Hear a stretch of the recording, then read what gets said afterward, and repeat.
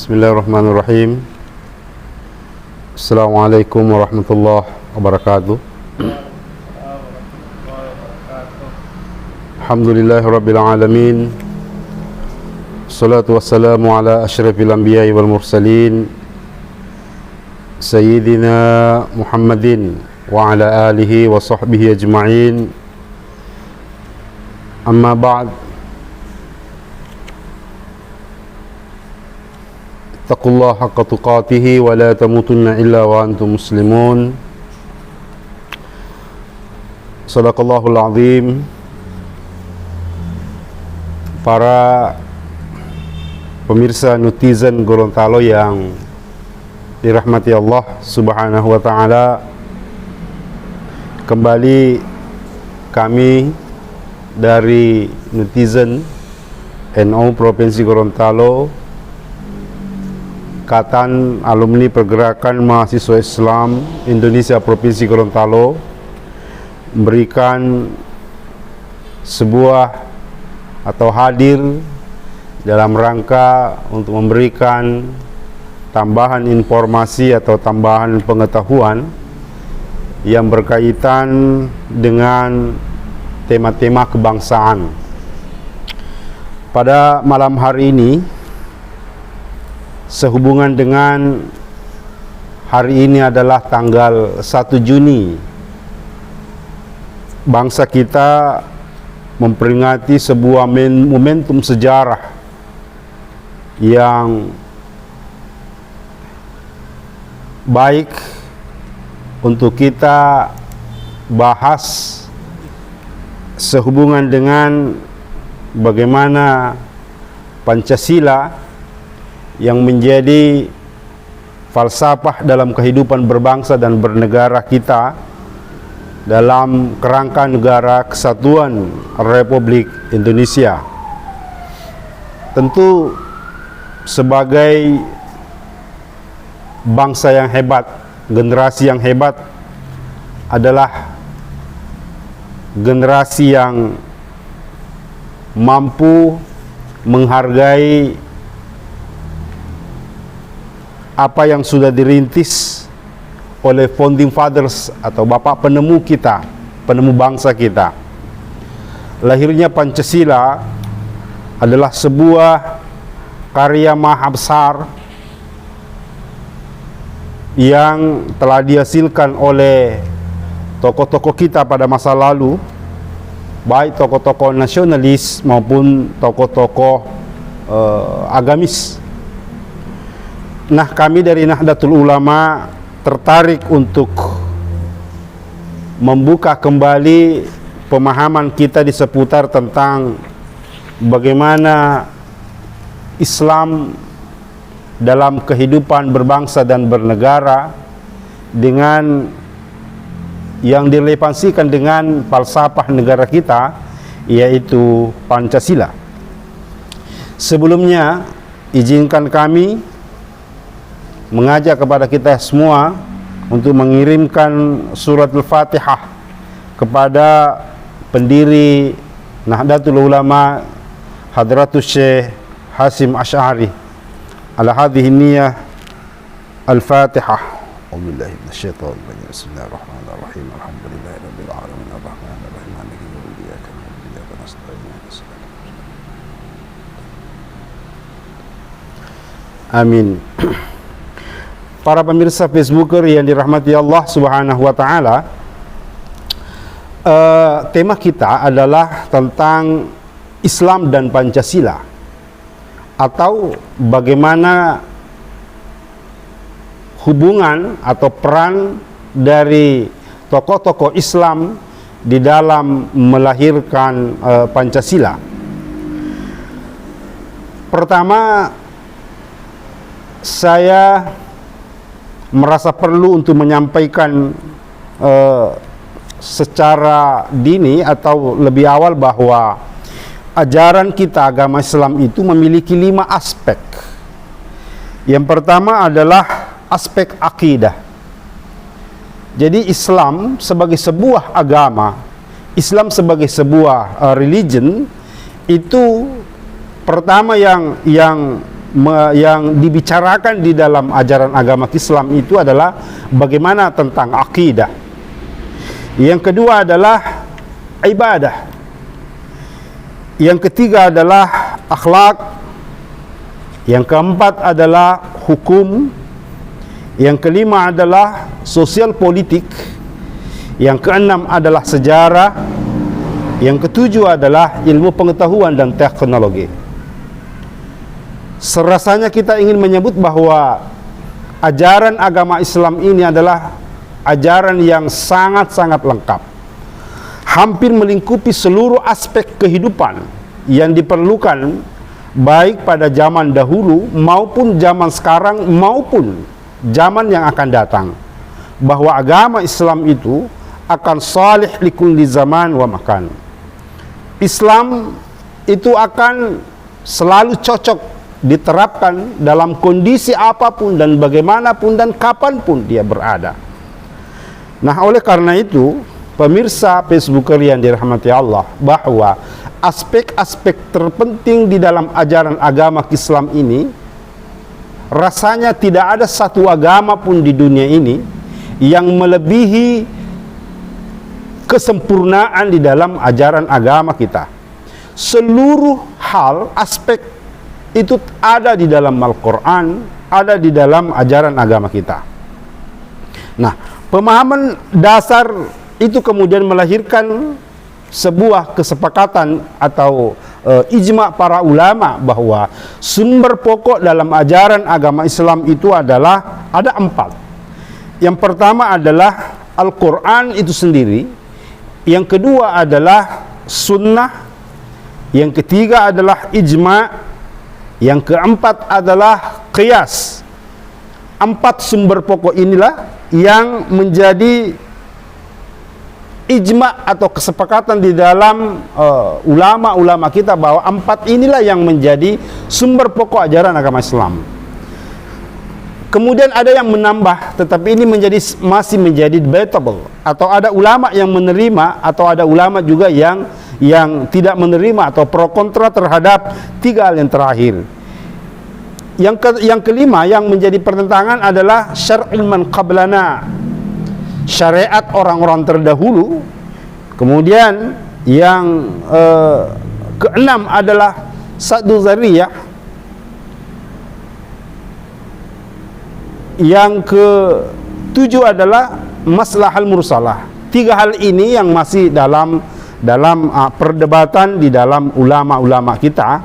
Tetapi 4 hal yang pokok menjadi sumber pokok ajaran agama Islam itu adalah 4 itu tadi: Al-Quran, Sunnah, Ijma' dan Qiyas.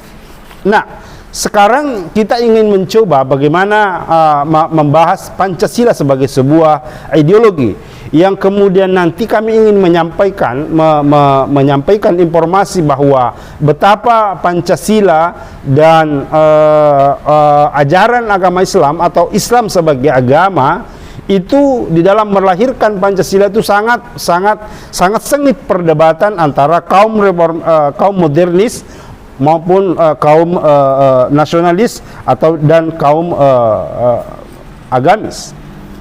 Nah, apa pengertian daripada ideologi? Karena kita menyebut bahwa Pancasila ini adalah ideologi kita di dalam berbangsa dan bernegara. Jadi ideologi kita di dalam konteks berbangsa dan bernegara adalah Pancasila. Ya, sedangkan undang-undang adalah merupakan sumber daripada segala sumber hukum. Tetapi falsafah, pandangan hidup kita, way of life kita di dalam konteks berbangsa dan bernegara adalah Pancasila. Apa itu ideologi?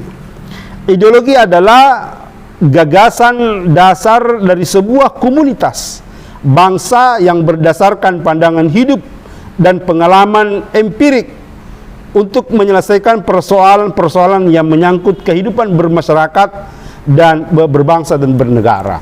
Artinya, dalam sebuah komunitas, dalam sebuah negara, nation state, negara bangsa, itu pasti memiliki sebuah ideologi. Jadi Pancasila adalah bukan satu-satunya ideologi, tetapi di negara-negara lain itu juga memiliki ideologi. Nah, jadi Pancasila adalah sebuah ideologi dalam konteks berbangsa dan bernegara. Kenapa harus ada ideologi berbangsa dan bernegara? Karena setiap bangsa dan negara harus memiliki dan mengembangkan sebuah ideologi, karena rapuh serta tegaknya bangsa itu akan ditentukan oleh kekuatan sebuah ideologi. Jadi ini pemahaman dasar kita. Yang berikut, di dalam dimensi, di dalam ideologi itu, apa yang menjadi aspek terpenting dalam sebuah ideologi? Ideologi itu memiliki 3 dimensi paling tidak: dimensi ideal, dimensi realitas, dan dimensi fleksibilitas. Jadi sebuah ideologi, apakah itu ideologi Pancasila, kemudian ideologi komunis, ideologi sekuler, ideologi apapun yang kita kenal, itu selamanya memiliki ada 3 dimensi di dalamnya yang harus diuji empirismenya. Nah, dimensi ideal adalah apa yang dicita-citakan sebagai sebuah ideal. Jadi bangsa ini, bangsa kita, bangsa Indonesia menganggap bahwa Pancasila atau 5 dasar dari Pancasila itu diharapkan atau diyakini oleh para founding fathers kita, itu akan mampu memberikan sebuah cita-cita besar pada masa yang akan datang.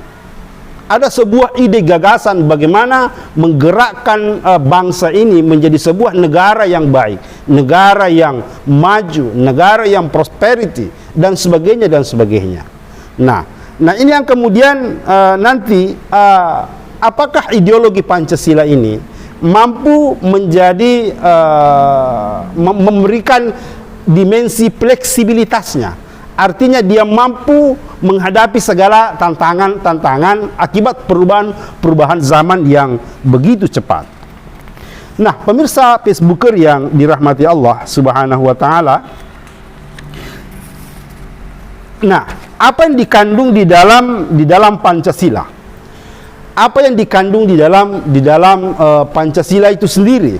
Jadi kita ingin membahas dulu Pancasila itu bagaimana, lalu kemudian kita sandingkan dengan bagaimana Islam. Sebab kenapa jemaah pemirsa Facebooker yang dirahmati Allah, untuk hari ini sampai dengan detik ini masih ada saudara-saudara kita, saudara-saudara sebangsa kita yang masih menganggap bahwa Indonesia adalah negeri tagut, yang menganggap ini adalah negeri jahiliyah, karena menganggap Pancasila ini adalah bukan adalah produk manusia yang kemudian kita tidak boleh mentaatinya sebagai sebuah way of life, sebagai sebuah pandangan hidup. Sehingga apapun yang dihasilkan, produk-produk apapun yang dihasilkan yang merupakan breakdown dari Pancasila, undang-undang dan sebagainya, itu dianggap adalah sesuatu yang jahiliyah. Jadi ini makanya kami ingin menyampaikan apa kandungan di dalam Al-Quran. Yang terpenting bahwa Pancasila sesungguhnya itu memiliki ada 2 sisi, ada tuh nilai, jadi nilai universal utama dan nilai universal sekunder. Nilai universal primer atau utama itu paling tidak mencakup 3 hal, yaitu ketuhanan, yang kedua adalah kemanusiaan, dan yang ketiga adalah dimensi keadilan. Maka sesungguhnya ini adalah nilai universalisme di dalam Pancasila dengan mengadopsi tiga unsur utama itu. Jadi unsur teologi, unsur ketuhanan, unsur kemanusiaan, dan unsur keadilan. Maka kalau kita di dalam kajian ilmu hukum biasanya itu ada 3 pendekatan, yaitu pendekatan filosofis, pendekatan sosiologis, dan pendekatan normatif prosedural. Jadi tiga hal itu adalah ketuhanan, kemanusiaan, dan keadilan. Rasanya menurut pribadi saya, pendapat saya bahwa tiga hal utama ini itu hampir di seluruh negara manapun di dunia ini, hampir di seluruh negara di dunia ini mengakui sisi-sisi atau nilai-nilai universalisme ini, yaitu berkaitan dengan keadilan, berkaitan dengan kemanusiaan, berkaitan dengan ketuhanan. Adapun dua dimensi nilai universal yang sekunder, yaitu adalah dalam kehidupan berbangsa dan bernegara adalah nasionalisme dan kedaulatan rakyat. Nah, karena itu pemirsa Facebooker yang saya hormati. Nah, kalau kita mau membahas sila per sila, nah kita ingin menyingkap dulu sejarah lahirnya Pancasila itu. Yang pertama adalah yang paling sering kita mendengar adalah perdebatan sila pertama, yaitu ketuhanan dengan kewajiban menjalankan syariat Islam bagi pemeluk-pemeluknya. Lalu kemudian terjadi sebuah kesepakatan sejarah. Jadi kesepakatan sejarah di mana 7 kata itu disepakati untuk dicoret menjadi berubah menjadi ketuhanan yang Maha Esa. Saya tidak ingin menjelaskan atau menguraikan lebih jauh bagaimana sengitnya perdebatan di dalam Piagam Jakarta, di dalam pencoretan 7 kata itu. Tetapi yang pasti bahwa adanya sebuah pro dan kontra, adanya sebuah ketidakkolektifan, kesepahaman, pemahaman mendasar tentang apa yang ingin disepakati terhadap itu.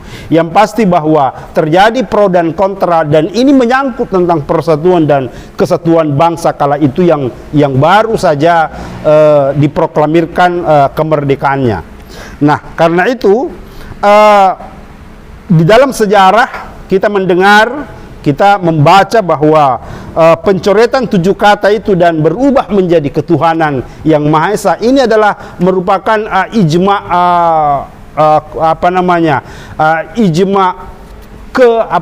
kesepakatan berbangsa dan bernegara. Kesepakatan berbangsa dan bernegara dalam rangka untuk menjaga persatuan dan kesatuan pada saat itu. Nah, ada hal yang menarik bahwa ketika terjadi pro kontra terhadap Piagam Jakarta Charter, lalu kemudian 9 kata itu menjadi hilang, diganti menjadi ketuhanan yang Maha Esa oleh Pak Soekarno pada saat itu, meminta kepada Wahid Hasyim, ayah dari Gus Dur, itu memberikan perintah atau meminta kepada Kiai Wahid Hasyim untuk bertemu dengan Kiai Haji Hadratus Syekh Hasyim Asy'ari. Nah, sejarah menyebutkan bahwa Kiai Haji Hasyim Asy'ari pada saat itu adalah ulama yang sangat karismatik, yang didengarkan. Petuah-petuahnya itu akan ditaati oleh tokoh-tokoh ulama, tokoh-tokoh agamis pada saat itu.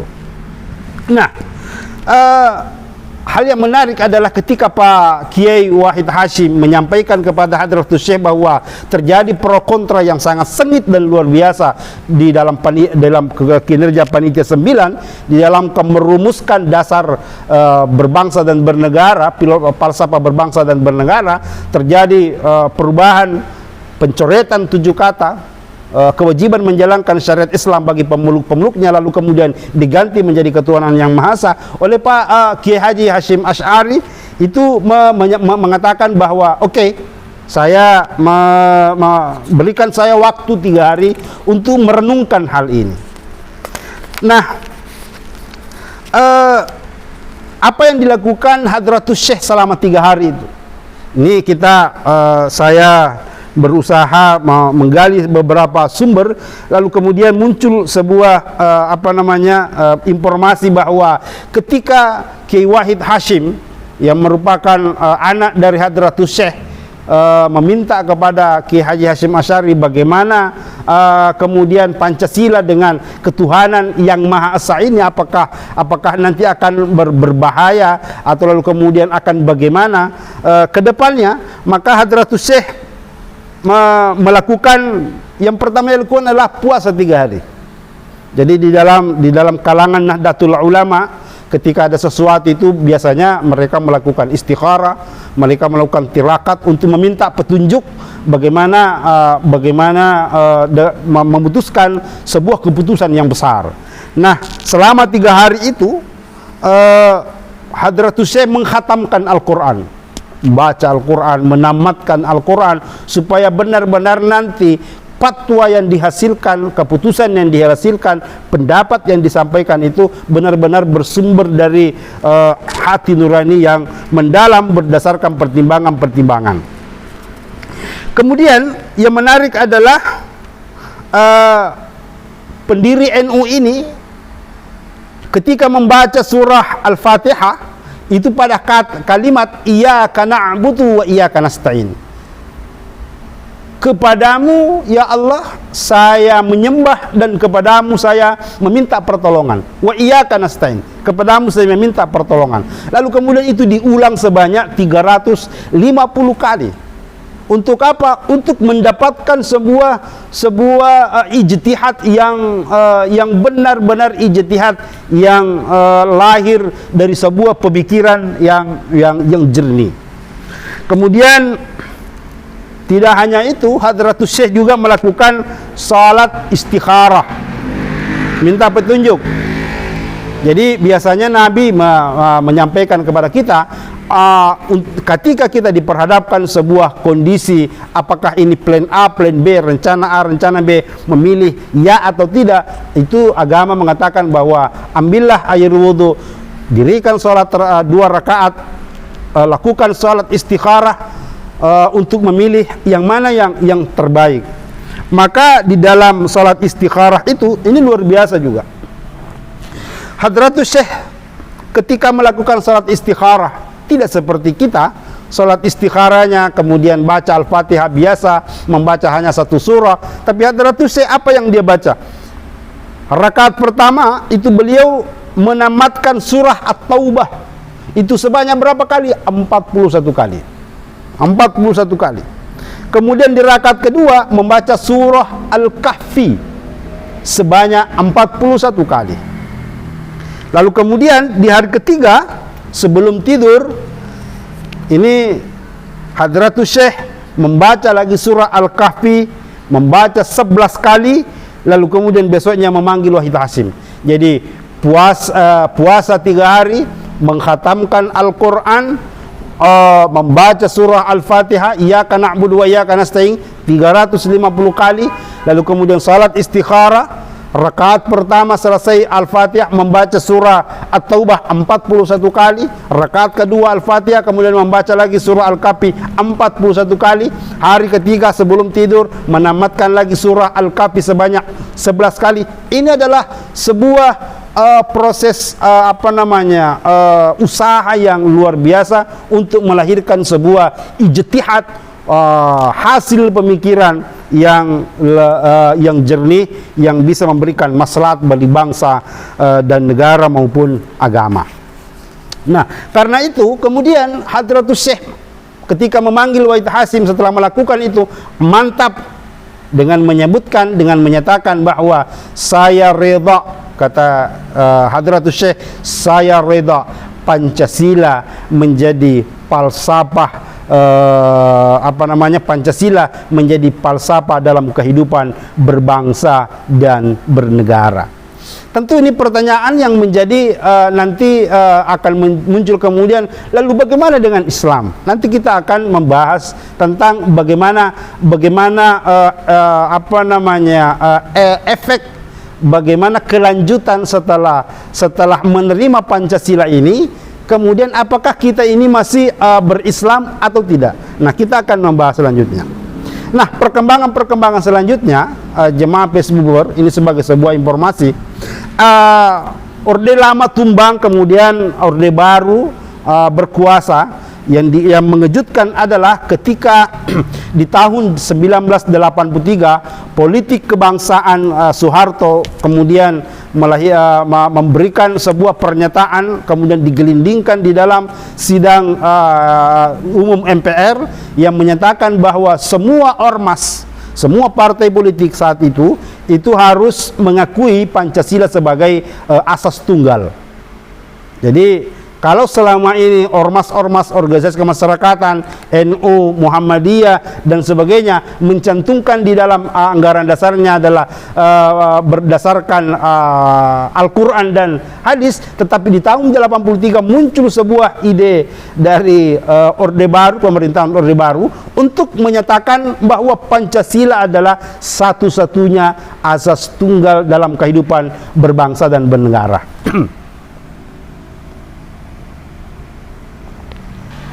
Nah, perdebatan ini kemudian muncul. Jadi dari perdebatan yang pertama di awal kemerdekaan, bagaimana Piagam Jakarta itu melahirkan sebuah kesepahaman yang kemudian melahirkan Pancasila sebagaimana yang kita lihat sekarang. Kemudian di tahun 83 terjadi lagi pro kontra terhadap pemberlakuan asas Pancasila. Ini yang saya katakan tadi bahwa sebuah ideologi itu harus ada dimensi nilai-nilai fleksibilitasnya. Dia harus mempunyai kelenturan, dia harus mampu menghadapi dimensi realitas. Bagaimana menghadapi kenyataan zaman, perubahan zaman dan sebagainya. Dan inilah kemudian yang melahirkan sebuah pertentangan yang luar biasa. Apa itu? Ketika muncul Undang-Undang Nomor 3 1985 tentang kepartaian dan keormasan, bahwa Pancasila adalah satu-satunya asas tunggal. Yang menarik adalah bahkan ketika 1985 ketika muncul Undang-Undang Kepartaian, Musyawarah Nasional Alim Ulama Nahdlatul Ulama pada tahun 83 di situ Bondo itu dengan apik, dengan baik, dengan legowo menyatakan bahwa menerima Pancasila sebagai satu-satunya dasar atau asas tunggal di dalam berbangsa dan bernegara. Jadi sebab apa Gus Dur pada saat itu meyakini bahwa sedangkan menjadikan pencoretan Piagam Jakarta di saat itu Hadratus Syekh sudah mengiyakannya, Hadratus Syekh sudah memberikan petunjuk, apalagi kemudian dengan asas tunggal Pancasila dalam keormasan. Jadi di tahun 83 justru NU sudah menerima itu. Nanti kemudian berikut di tahun 86 itu muktamar di Surakarta oleh Ormas Muhammadiyah itu baru menerima asas tunggal Pancasila. Jadi di saat 83 baru digetolkan itu asas tunggal, NU sudah dengan lebih dulu menerimanya. Kemudian nanti ormas-ormas lain mengikuti setelah itu. Nah, sekarang pertanyaan berikut adalah bagaimana relevansi antara Islam dengan Pancasila.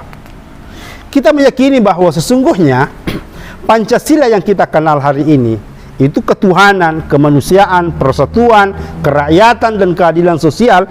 Sesungguhnya menurut saya itu adalah nilai-nilai universal, nilai-nilai universal dalam kehidupan dunia ini. Dan Islam itu bahkan jauh sebelum lahirnya Pancasila itu sudah termaktub di dalam Al-Quran dan Sunnah Nabi Sallallahu Alaihi Wasallam. Karena itu saya ingin menyampaikan bahwa pokok di dalam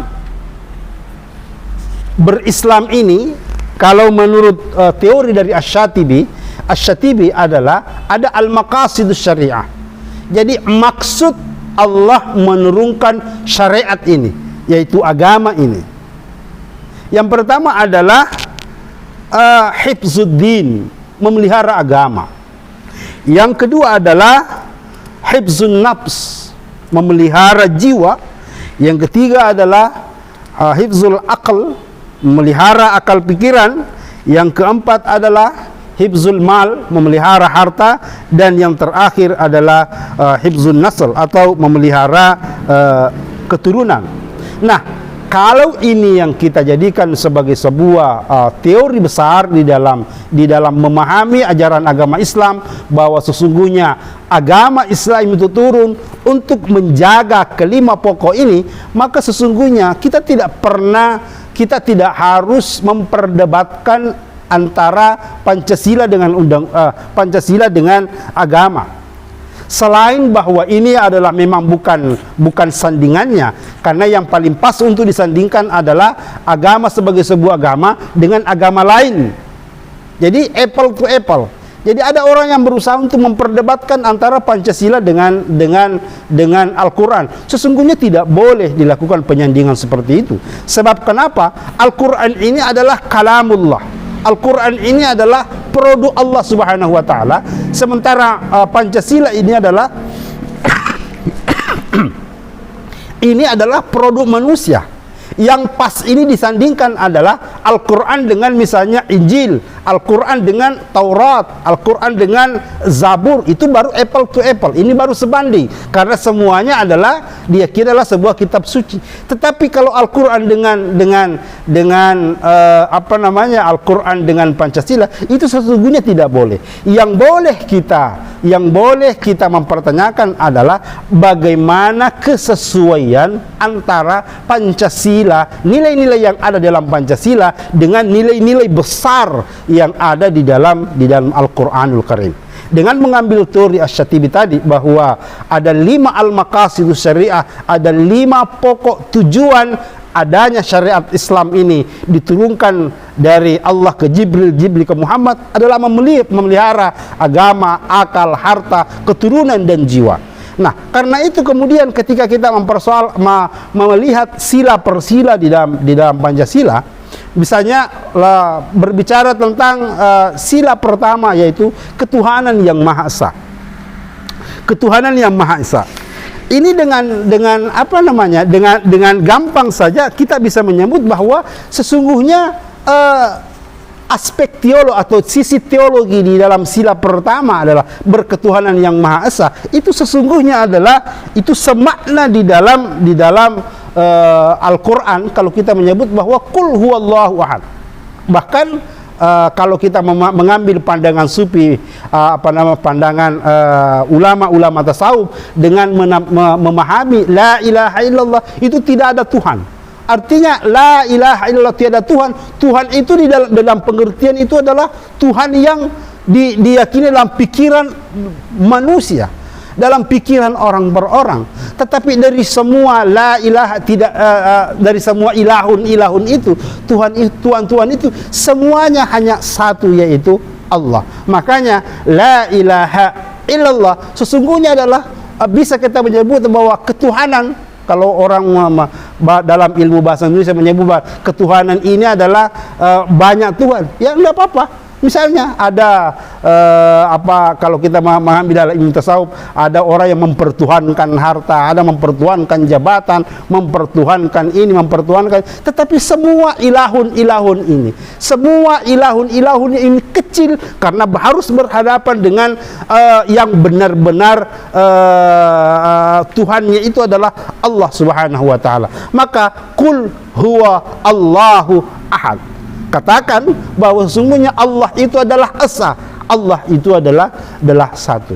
Nah, lalu kemudian kalau kita menyebutkan bahwa ketuhanan yang Maha Esa sesungguhnya adalah ini menginspirasi kepada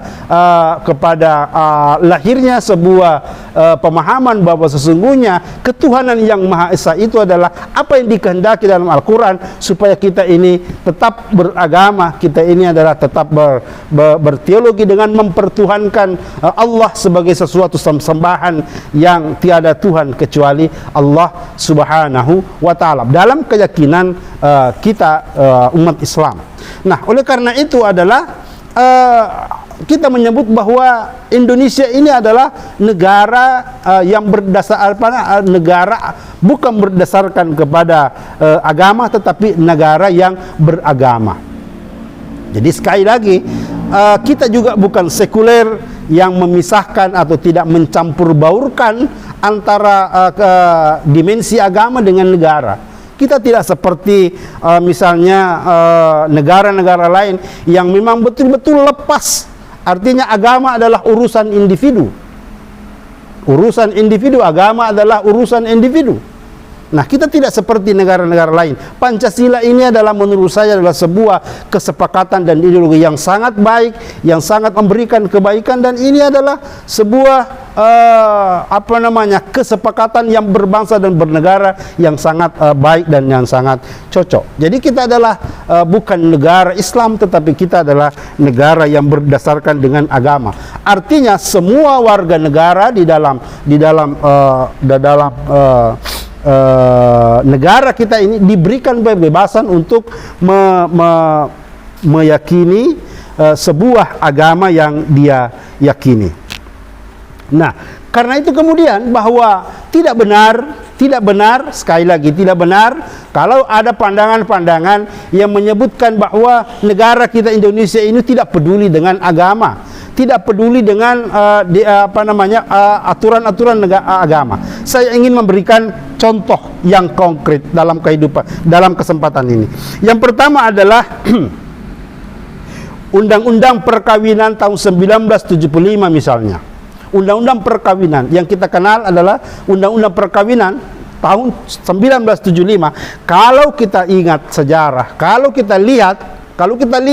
membaca sejarah lahirnya undang-undang itu, maka kita akan memperoleh sebuah pemahaman bahwa sesungguhnya pasal demi pasal atau aturan-aturan yang ada yang diproduk oleh bangsa kita dengan melahirkan Undang-Undang Nomor 1 tahun 75 saat itu syarat dengan fikih-fikih perkawinan. Fikih-fikih perkawinan. Jadi Undang-Undang tahun 75 sesungguhnya adalah sangat Islami. Yang kedua, misalnya di tahun 91 ada instruksi presiden yang melahirkan kompilasi hukum Islam.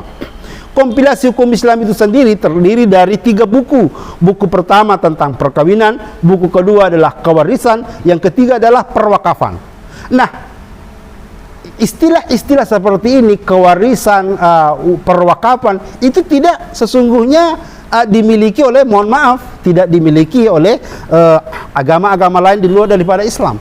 Sehingga kalau ada suara yang mengatakan bahwa bangsa ini tidak peduli kepada Islam, bangsa ini tidak peduli dengan agama, justru sesungguhnya kita sudah kita sudah terlalu banyak, atau negara sudah terlalu banyak memberikan perhatian yang luar biasa terhadap kehidupan beragama kita, umat Islam.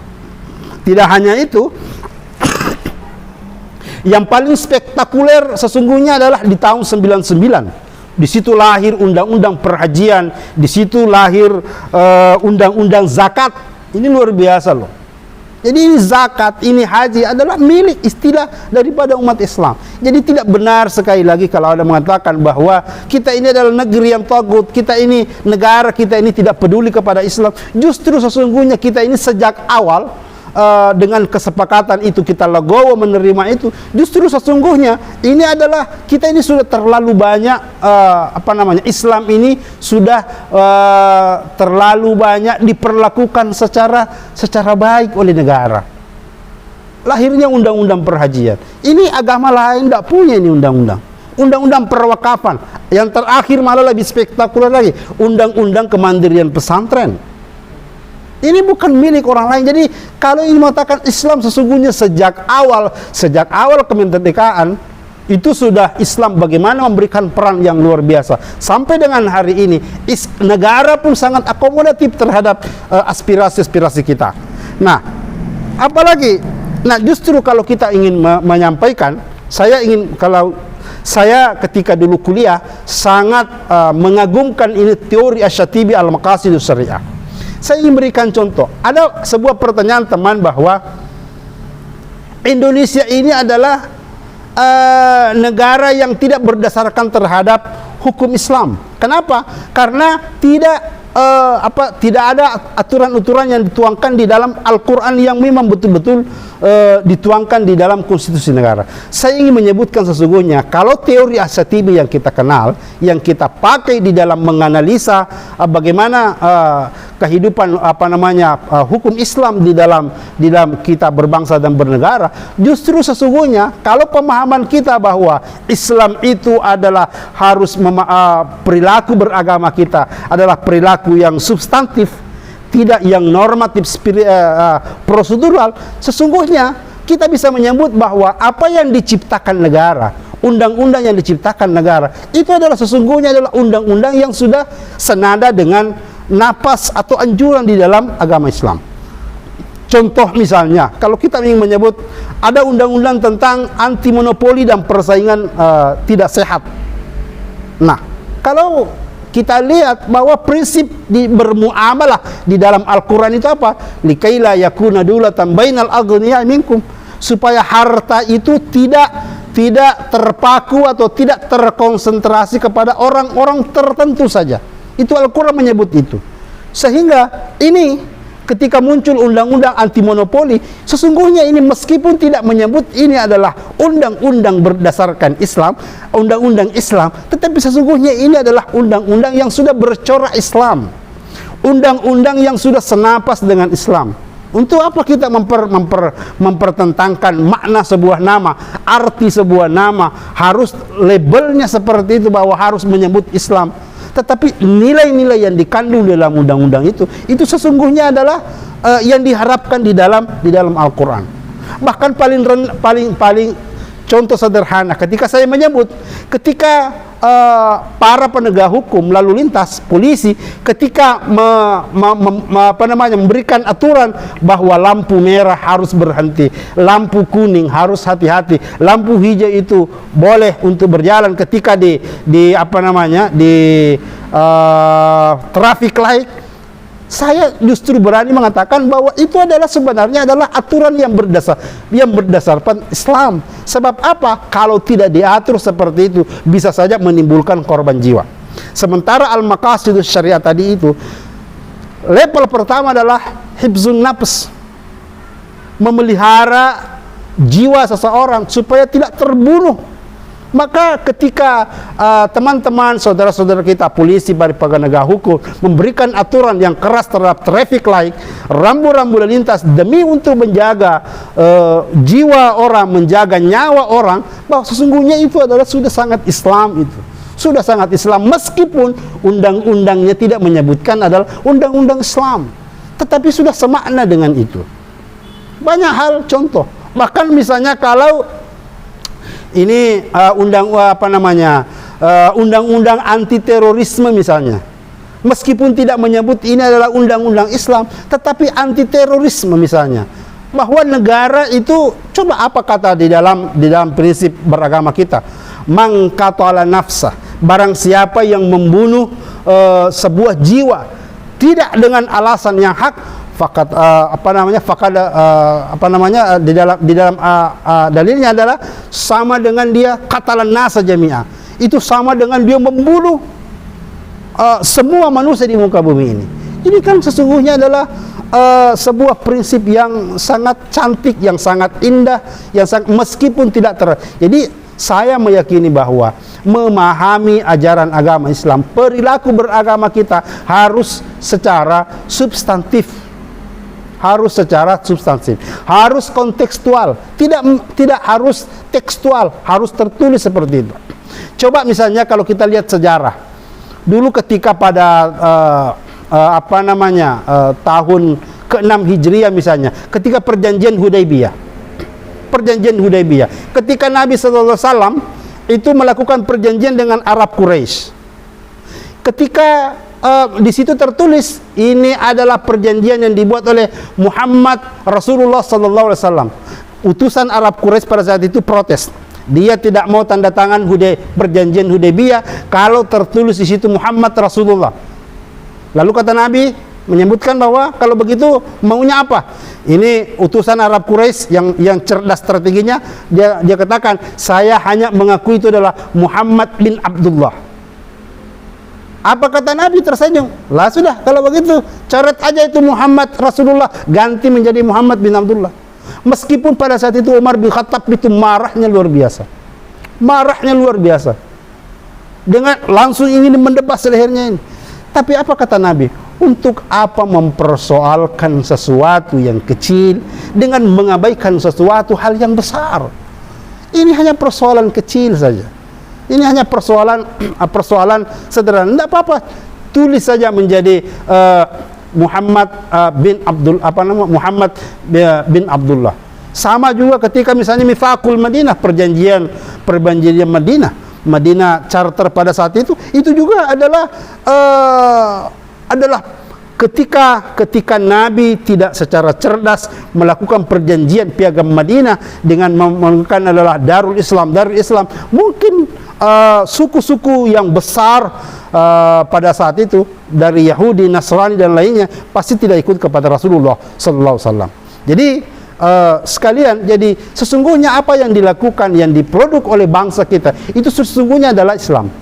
Namun kemudian kalau ada orang yang belum perilakunya belum sesuai dengan Pancasila, itu adalah hal lain. Bukan pada persoalan falsafahnya yang harus dirubah, tetapi orangnya pemahaman orangnya itu atau perilakunya orang itu yang harus kita perbaiki, bukan kemudian falsafahnya. Sama dengan ketika orang mengatakan dia Islam tetapi masih ada yang tidak puasa, tidak berzakat, tidak berhaji, tidak berzakat. Ini tidak kemudian bahwa Islamnya itu adalah tidak bagus. Orangnya yang beragama, yang mengiman Islam itu yang tidak bagus. Sama ketika misalnya Al-Quran mengatakan inna sholata tanha anil fahsya'i wal munkar. Salat itu akan mencegah orang dari perilaku yang buruk, perilaku yang keji. Bukan kemudian salatnya yang tidak bukan kemudian salatnya yang menjadi masalah ketika orangnya masih melakukan kejahatan, tetapi cara dia melakukan salat ini yang tidak betul. Lalu jadi oleh karena itu ketika misalnya masih ada perilaku saudara-saudara kita yang menyebutkan bahwa dia tidak berpancasila, tidak ini, itu adalah itu namanya sesuatu yang keliru, sangat berlebihan menurut saya. Bukan pada persoalan Pancasilanya yang menjadi masalah, tetapi orangnya yang belum. Nah, oleh karena itu dengan uraian-uraian ini, informasi-informasi ini, maka saya berani menyimpulkan bahwa sesungguhnya ajaran Islam menginspirasi lahirnya Pancasila. Artinya Pancasila yang lahir hari ini, produk Pancasila yang dilahirkan oleh Founding Fathers sesungguhnya lahir dari inspirasi dari ajaran agama Islam, yaitu Al-Quran dan Sunnah Nabi Sallallahu Alaihi Wasallam. Kemudian yang berikut adalah seluruh pasal-pasal di dalam Pancasila itu senada atau seirama atau berhubungan atau sangat diharapkan yang tertera di dalam ajaran agama Islam, atau apa yang tertera di dalam sila-sila dalam Pancasila sesungguhnya adalah nilai-nilai Islam.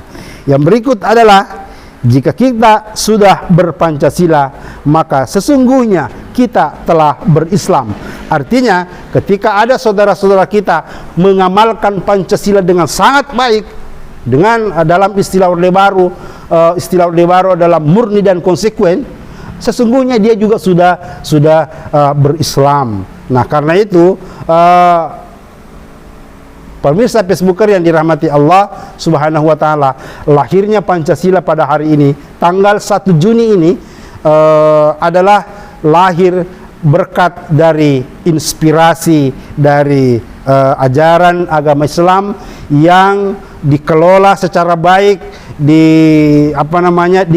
di-showkan secara baik oleh para Founding Fathers yang memahami betul ajaran agama Islam pada saat itu. Oleh karena itu tidak benar, sekali lagi tidak benar bahwa kalau kita berpancasila berarti kita anti kepada Islam, tapi sesungguhnya ketika kita sudah berpancasila, sesungguhnya kita sudah berislam. Saya kira